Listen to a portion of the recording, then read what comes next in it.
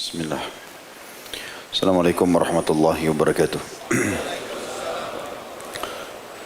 Alhamdulillah. Wassalatu wassalamu ala rasulillah. Segala puji dan puja kehadirat Allah subhanahu wa ta'ala. Juga salawat dan taslim kepada Nabi besar Muhammad sallallahu alaihi wasallam. Melanjutkan bahasan dosa-dosa besar kita. Semoga Allah selamatkan kita dari semuanya. Tidak terkecuali dari dosa-dosa besar maupun kecil. Dan semoga Allah selalu menyibukkan kita dengan amal-amal saleh, keimanan, tawadhu, merendah dan seterusnya. Dan ada bab khusus dikhususkan oleh Syekh Muhammad di sini bin Abdul Wahhab rahimahullah, khusus bab dosa-dosa besar yang berhubungan dengan masalah lisan. Ada di antaranya yang sudah pernah kita bahas dan ada juga yang belum. Tentu yang sudah kita bahas, yang pernah disinggung oleh Imam Adz-Dzahabi rahimahullah dalam buku beliau Al-Kabair, tidak kita bahas lagi. Tetapi kita bahas secara umum, ada beberapa dalil-dalil yang perlu diulangi, dan ada bahasan yang belum terbahas sama sekali, seperti misalnya judul yang kita sebutkan malam ini, banyaknya berbicara pada hal-hal yang tidak bermanfaat. Teman-teman sekalian, Allah subhanahu wa ta'ala memuji hamba-hambanya yang tidak banyak bicara, terutama pada hal-hal yang tidak bermanfaat. Artinya dia berbicara, iya, dia tanya kabarnya orang, dia menyebutkan tentang sebuah nasihat, menuntut ilmu, apa saja kira-kira yang bermanfaat, instruksi yang kira-kira dibutuhkan dan bermanfaat, semua itu tidak ada masalah. Tetapi kapan dia duduk untuk ngobrol pada hal-hal yang tidak ada gunanya sama sekali, maka ini masuk dalam kategori yang kena ancaman banyak berbicara pada hal yang tidak bermanfaat. Allah memuji hamba-hambanya yang bisa menjaga lisannya, agar dia betul-betul hanya mengucapkan yang baik saja, di dalam surah Al-Furqan ayat 63. Bagi yang pegang bukunya tentu, ini ada di halaman 42. Dalil pertama diangkat oleh Syekh Muhammad bin Abdul Wahhab rahimahullah, Al-Furqan ayat 63. A'udzu billahi minasyaitonir rajim, wa ibadur rahmanil ladzina yamshuna 'alal ardi haunan wa idza khatabahumul jahiluna qalu salama. Dan hamba-hamba Allah yang Maha Penyayang, artinya Allah khususkan mereka menjadi hamba-hamba pilihannya, ialah orang-orang yang berjalan di atas muka bumi ini dengan rendah hati. Kata ulama, rendah hati itu makna bahasa Arabnya tawadhu. Rendah hati artinya matanya merendah, lisannya merendah, tangannya merendah, kakinya merendah. Artinya tidak ada kerusakan semua itu. Matanya tidak melotot memandang orang, lisannya tidak menyakiti orang lain, tubuhnya pun tidak ditinggikan supaya misalnya merendahkan orang lain atau mencibir. Begitu juga dengan tangannya, yang seringkali merendah, mendahulukan orang lain. Begitu juga dengan kakinya. Dan apabila orang-orang bodoh berbicara kepada mereka, makna bodoh adalah memang kita tahu orang ini tidak tahu di bidang itu, terutama berhubungan dengan masalah agama, maka mereka mengucapkan kata-kata yang baik. Tidak respon kebodohan itu dengan kebodohan. Kapan kita dengar orang itu dari cara bicaranya suka ribut, ngajak bicara dan bertengkar, udah tinggalin saja. Kita hanya mengucapkan kata-kata baik. Ya sudahlah, terserah kamu saja. Tinggalin aja. Sebagaimana sering kita ucapkan masalah itu. Itu makna Al-Furqan 63. Lalu beliau rahimahullah mengangkat Al-Qasas 55 setelah itu.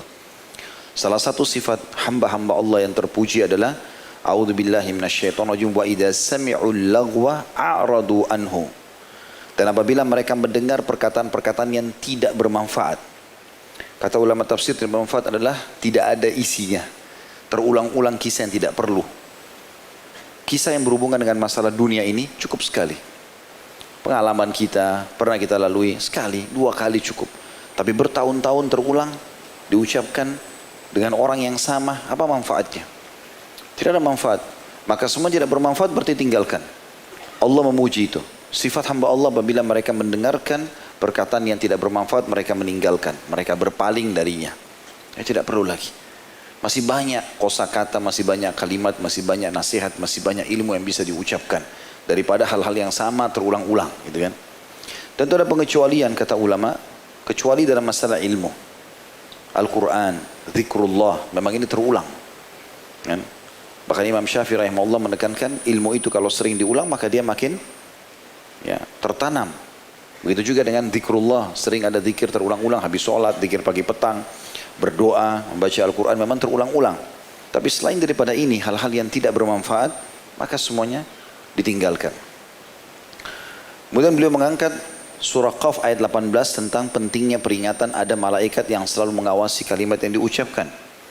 A'udzu billahi minasyaitonir rajim. Ma yalfidhu min qaulin illa ladaihi raqibun atid. Dan tidak ada satu ucapan pun yang diucapkannya melainkan manusia itu ada di dekatnya malaikat pengawas yang selalu hadir, mencatat semuanya. Kita bisa lupa, tapi malaikat tidak akan melupakan. Apalagi Allah Azza wa Jalla, semua akan dihisab olehnya. Kita masuk ke dalam hadis Nabi SAW yang masyhur, hadis Bukhari Muslim. Beliau mengangkat ini sebagai dalil yang keempat. Abu Hurairah radhiyallahu anhu meriwayatkan secara marfu, man kana yu'minu billahi wal yawmil akhir falyaqul khairan aw liyasmut.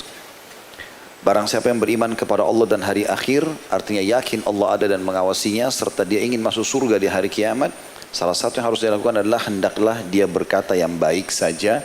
Makna baik, bermanfaat dan jauh dari murka Allah, dan atau dia diam. Diam di sini tidak ikut-ikutan sudah. Termasuk di sini teman-teman tidak boleh bicara yang tidak punya ilmunya di situ. Ya, saya berikan contoh pada pertemuan-pertemuan sebelumnya, ada berkaitan dengan bahasan kita ini. Ada orang subhanallah setiap kali kita duduk semua bidang dia muncul di situ. Nah, ini aneh kalau orang bisa menguasai semua bidang. Itu nggak mungkin terjadi. Pasti ada orang yang lebih menonjol di bidang tertentu. Dan memang kata Nabi SAW, Inna Allah yuhibbu min abdin idha amila amalan yudkhinahu. Allah suka kalau seseorang hamba ya, menekuni sebuah kegiatan, dia menguasainya. Makna salah satunya adalah dia fokus ke bidang-bidangnya. Jadi tidak semuanya orang bisa menguasai, tapi akan ada bidang tertentu yang dia menonjol di situ. Dan dalam riwayat keduanya juga maksudnya Bukhari Muslim, dalil yang kelima diangkat oleh Syekh Muhammad rahimahullah dari Sahal bin Sa'ad radhiyallahu anhu secara marfu, man yadman li ma baina lahyaihi wa ma baina rijlaihi admanu lahul jannah. Barang siapa yang bisa menjamin bagiku, kata Nabi SAW, apa yang ada di antara dua jenggotnya, pipinya, lisannya maksudnya, dan apa yang ada di antara dua kakinya, maksudnya kemaluannya, aku akan jamin baginya surga. Hadis ini riwayat Bukhari nomor 6474. Hadis ini menjelaskan kepada kita bagaimana kalau seorang muslim bisa mengontrol kedua anggota tubuhnya ini, maka akan aman semuanya.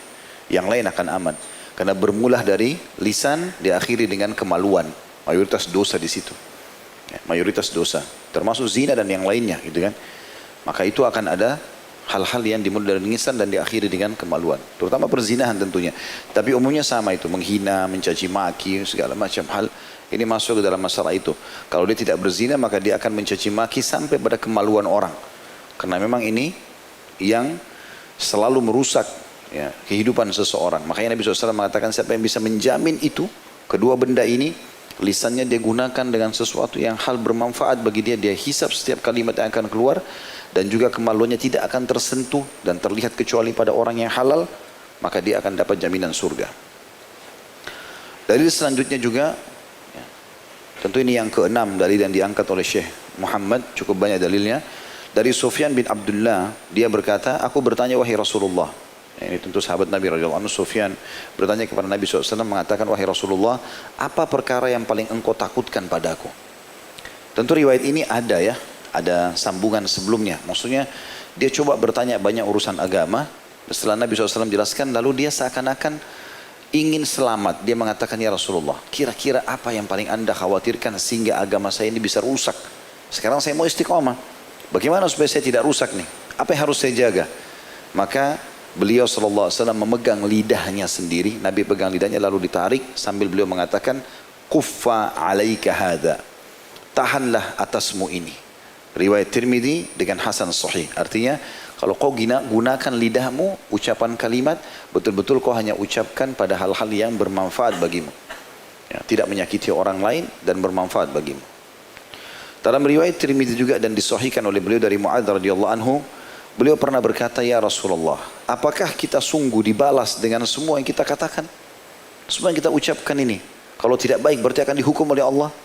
Kata Nabi SAW, Thakulatka ummaka ya Mu'adz, wa hal yakubbun nasa fin nari ala wujuhihim, aw ala manakhirihim illa hasaida alsinatihim. Ibumu kehilangan kau, hai Mu'adz. Maksudnya kalau kau tidak faham ini, seakan-akan kau ya, kehilangan, ibumu kehilangan kamu. Kamu harus faham maksudnya ini. Ini biasa orang Arab membahasakan itu ya. Tidakkah yang membanting manusia atau menjerumuskan manusia di neraka pada wajah-wajah mereka atau pada lubang-lubang hidung mereka tidak lain tuaian hasil-hasil lidah mereka. Dan ini hadis yang hasan atau sahih diriwayatkan oleh Tirmidzi nomor 2616. Dan dalil ini juga menguatkan tentang masalah bahayanya lisan. Karena kapan disalahgunakan, dia pasti akan menyebabkan kita masuk ke dalam api neraka, ya. Karena kata-kata itu sebagaimana dikatakan oleh para ahli hikmah atau orang-orang yang bijak, kata-kata itu kalau belum diucapkan masih milik kita. Kontrol, jangan dilepaskan. Kita bisa telan, tak diucapkan, selesai. Kita mau jengkel mau enggak, lisan itu dijaga dulu. Kapan sudah diucapkan, baik atau buruknya akan tersebar, bukan milik kita lagi. Sulit untuk kita perbaiki. Pepatah bahasa Arab lain mengatakan, atau dikatakan pada pepatah bahasa Arab, kalau kau titipkan emas pada orang pastikan tidak akan bertambah tapi bisa berkurang. Tapi kalau kau titipkan kata-kata pastikan dia akan bertambah. Sulit untuk kita kontrol. Dan misalnya kita cuma menyampaikan, tuh si fulan buruk tuh misal. Padahal itu salah. Lalu tersebarlah berita, dikembangkan oleh orang-orang buruk dan pendusta. Yang orang ketiga buruk, pendusta dan juga penipu. Makin banyak. Tapi bibitnya dari kita. Masanya dari kita. Maka semua yang tersebar kita panen dosanya. Dan ini berbahaya sekali. Gitu kan? Itu juga dikuatkan dengan hadis Nabi SAW yang beliau mengatakan, siapa di antara kalian yang lihat mimpi hari ini? Biasa Nabi setiap subuh bertanya begitu. Kalau ada sahabat yang cerita, lalu Nabi SAW takwilkan. Sampai suatu hari beliau mengatakan, siapa yang lihat mimpi tadi malam? Maka bukan hari ini ya, tapi malam, tadi malam, karena ini subuh. Maka kata para sahabat, tidak ada ya Rasulullah. Hari ini malam, tadi malam tidak ada yang mimpi. Kata Nabi SAW, tapi aku bermimpi. Aku dibawa keliling oleh dua orang, ya, menemui ada beberapa jenis orang tentunya. Ada di antaranya adalah orang-orang yang aku diperlihatkan yang sedang tidur, dia sedang duduk dan ada orang di sebelahnya berdiri. Lalu kemudian orang yang berdiri itu memegang sebuah besi tajam seperti penusuk daging yang menusuk rahang. Ya, jadi di antara di antara dua gusinya ditusuk rahang kanan dan rahang kiri sehingga membuat hancurlah rahang orang tersebut, ya. Dan dia kesakitan itu orang itu. Kemudian ya, diutuhkan kembali atau terutuhkan kembali lalu ditusuk lagi, begitu terus. Lalu aku bertanya kepada dua orang yang sedang mendampingiku, ini dalam mimpi Nabi SAW, dan mimpi Nabi pasti wahyu. Semua Nabi-Nabi kalau mimpi pasti wahyu, ya. Maka beliau mengatakan, apa ini? Kata orang yang mendampingiku, jalanlah, jalan lagi. Lalu aku diperlihatkan ada orang yang sedang baring, terlentang. Dan di atas kepalanya ada seorang laki-laki berdiri memegang sebuah batu yang besar. Lalu menghantam ke wajah orang tersebut, kepalanya sampai hancur. Kemudian tergelintinglah batu itu. Lalu kemudian dia mengejar batu itu. Begitu dia ambil, dia bawa kembali, kepalanya atau wajahnya orang itu utuh kembali. Lalu kemudian dihantam lagi, begitu terus. Lalu aku bertanya, siapa mereka itu? Lalu kemudian dua orang yang mendampingiku mengatakan, bergeraklah, jalanlah. Maka kami pun jalan. Setelah kami jalan sekian lama, kami temukan ada seseorang yang sedang berenang di atas sebuah sungai yang penuh dengan darah. Dan dia menuju ke satu arah di mana di sana ada satu orang yang menunggunya, lalu memegang batu. Setiap kali dia mendekat, dipukul mulutnya sampai robek semuanya, jatuh lagi ke darah itu.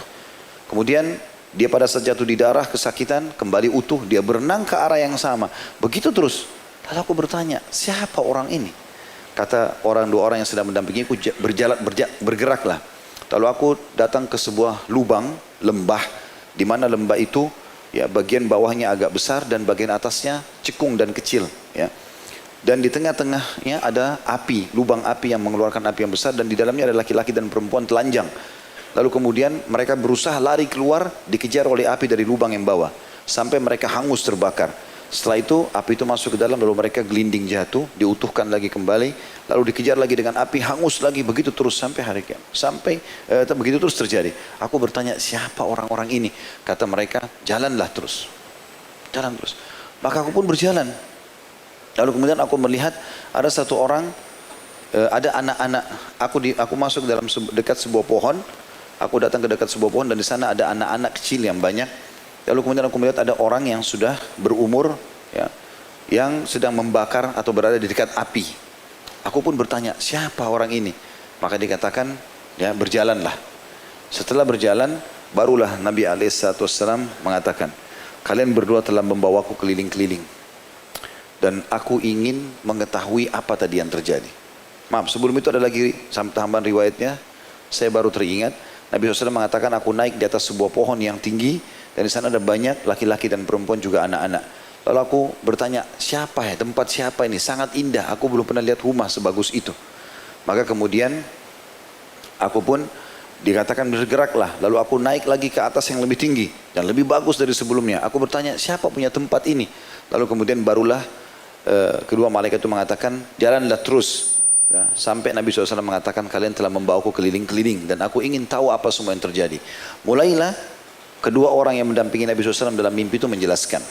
Kalau orang yang pertama yang kau temukan dan kau lihat tadi, ya, yang dia ditusuk rahangnya sehingga tembus sampai ke tengkuknya, leher bagian belakang, itu adalah orang yang berbohong sampai bohongnya itu menyebar ke mana-mana. Makna bohong di sini adalah penggunaan lisan, karena dia kalau kapan dia sebarkan isu yang tidak benar tanpa dia bertabayun memastikan, lalu kemudian dia sebarluaskan dan ternyata sudah menyebar, untuk menariknya kembali sudah susah. Dan akhirnya menyebarlah, kata Nabi SAW, sampai dikatakan oleh kedua orang yang mendampingiku, sampai memenuhi langit. Kita nyebar kemana-mana, dan ini di zaman kita sangat mudah sekali.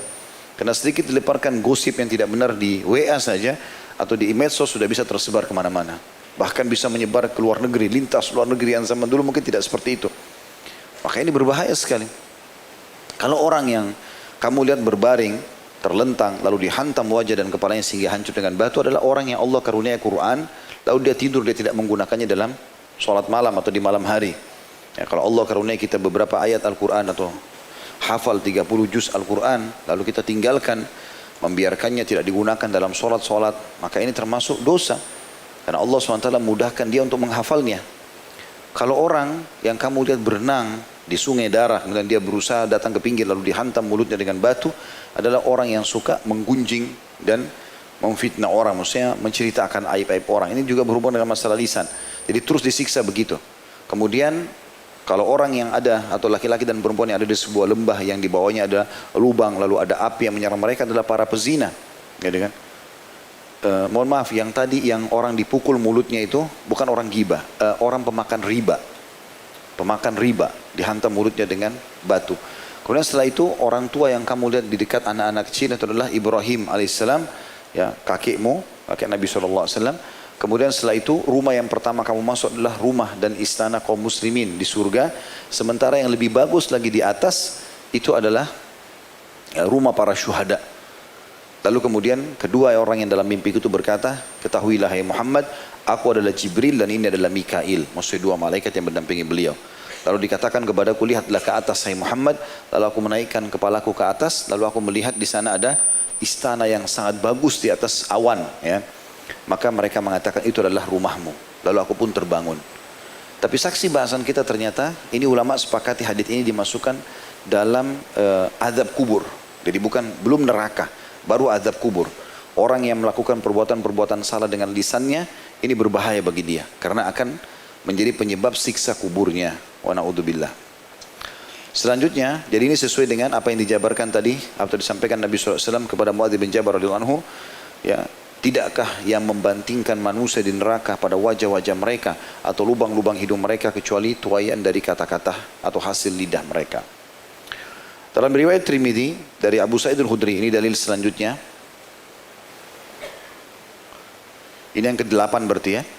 Riwayat Tirmidzi dari Abu Sa'id radhiyallahu anhu secara marfu, idza asbaha ibnu Adam fa inna a'dha'a kullaha tukaffiru lisan taqul ittaqillaha fina fa innama nahnu bika in istaqamta istaqamna wa in wajajta wajajna. Jika seorang anak Adam masuk di pagi hari, maka sungguhnya semua anggota badannya mengingkari lisan atau mengingatkan lisan. Jadi tangan, kaki, kemaluan, kulit, semuanya ini berbicara dengan lisan. Bagaimana kita nggak tahu? Ini penyampaian wahyu. Mereka berkata, kalau anggota tubuh berkata kepada lisan kita setiap pagi, bertakwalah kepada Allah dalam memelihara hak-hak kami. Sesungguhnya kami hanya dengan kamu atau bergantung dengan kamu hai lisan. Jika engkau istiqamah, betul apa yang kau ucapkan, kami semua akan ikut, kami juga istiqamah. Tapi jika kamu bengkok, mulai kamu menggoda, menipu, menggunjing, memfitnah, maka kami pun ikut bengkok. Hadis ini dihasankan oleh Albani dan dirawatkan oleh Tirmidzi nomor 2407. Yang kesembilan dalilnya diangkat adalah dari Abu Hurairah radhiyallahu anhu, bahwasanya juga secara marfu, innal abda la yatakallamu bil kalimati ma yatabayyanu fiha yazillu biha fin nari ab'ada mimma bainal masyriqi wal maghrib.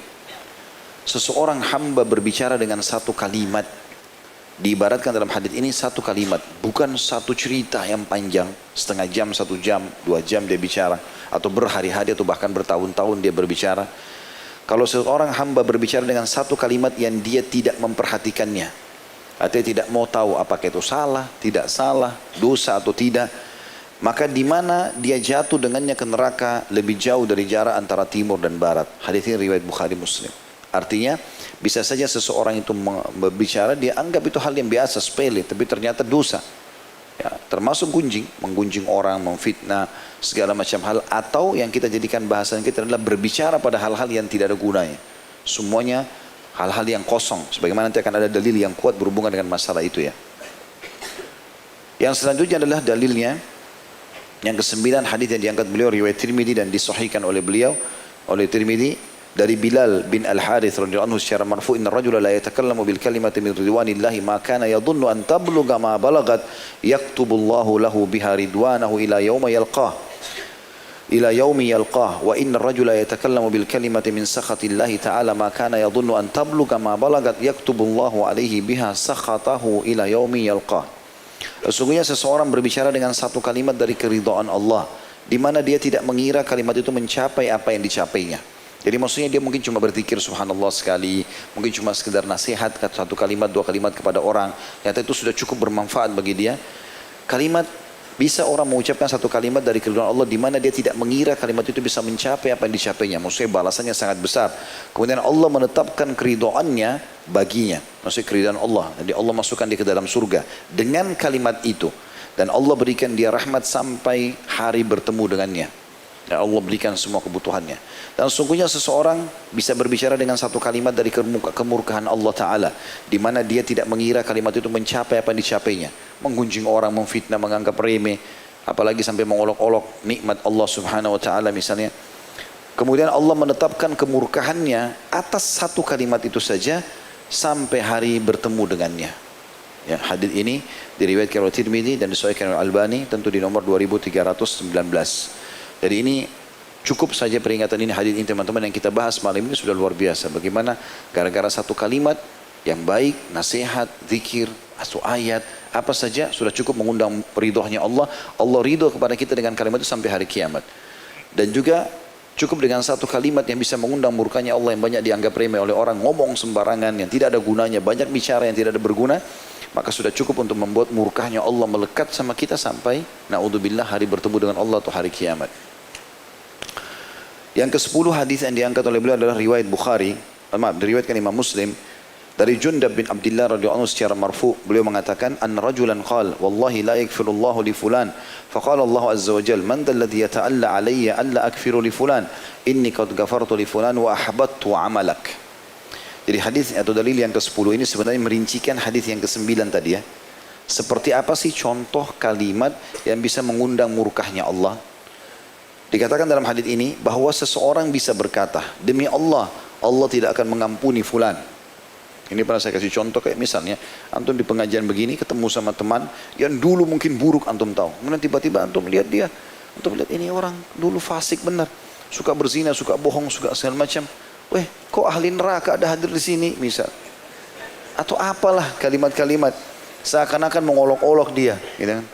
Menganggap diri kita lebih baik daripada dia. Bahwa seseorang berkata demi Allah, Allah tidak akan mengampuni fulan. Kayaknya kau tidak akan diampuni dosamu deh. Terlalu banyak misalnya. Gitu kan. Maka Allah Azza wa Jalla berfirman, siapakah yang bersumpah atas namaku bahwa aku tidak akan mengampuni fulan. Sungguh aku telah mengampuni fulan. Maksudnya orang yang sedang diolok-olok itu. Dan aku menggugurkan amalanmu. Justru orang yang mengucapkan itu, ya, dia gugurkan seluruh amalnya. Dan ini berbahaya sekali. Dan juga diriwayatkan bahwa yang mengatakan demikian adalah seseorang ahli ibadah. Abu Hurairah berkata, takallama bi kalimatin awbaqat dunyahu wa akhiratahu. Dia mengatakan satu kalimat yang membinasakan dunia dan akhiratnya. Jadi maksudnya di sini hadis tadi yang menjelaskan ini adalah seseorang yang dirinya ahli ibadah. Anggaplah kayak di majelis ilmu, rutin hadir di majelis ilmu, hati-hati teman-teman. Makin bertambah ilmu kita harus makin merendah. Bukan makin menganggap remeh orang lain. Bukan makin merasa diri kita lebih dari orang lain. Tidak bisa. Walaupun di depan mata kita itu orang fasik, tiap malam berzina, minum khamr, atau bahkan orang kafir sekaligus. Ya. Kalau mereka selama belum meninggal kita nggak boleh main vonis sembarangan. Apalagi vonis neraka. Gitu kan. Allah tidak akan ampuni, itu bukan di tangan kita. Bukan urusan kita itu. Justru kita menjadikan mereka sebagai ajang pahala buat kita, itu benar. Ya Allah berikan hidayah, kita jadikan atau sampaikan nasihat-nasihat yang baik. Mungkin dia bisa dapat petunjuk, tapi bukan malah divonis. Kecuali orang jelas-jelas meninggal dalam kekafiran, udah meninggal, dan itu pun kata ulama ada ibroh, ada pelajaran. Misal dia tadinya penjahat, suka memiksa umat Islam, lalu dia meninggal. Lalu umat Islam saling menyampaikan berita gembira, alhamdulillah si fulan yang kafir itu sudah meninggal dunia. Seperti waktu meninggalnya Abu Jahal, meninggalnya Abu Lahab. Kalangan muslimin sahabat berbicara tentang itu. Telah meninggal Fir'aunnya umat ini. Gitu kan? Karena ada ibrah pelajaran. Tapi kalau tetangga antum orang kafir, gak ada hubungannya, tidak pernah buat masalah. Oh si kafir mati, masuk neraka. Tidak ada gunanya. Apa gunanya buat kita? Gitu kan? Tidak ada manfaatnya. Sesuatu yang bermanfaat ya, ada ibrah. Walaupun kita tahu secara teori dia masuk neraka. Tetapi di sini perlu kita fahami, ada hukum-hukum syar'i yang harus kita faham.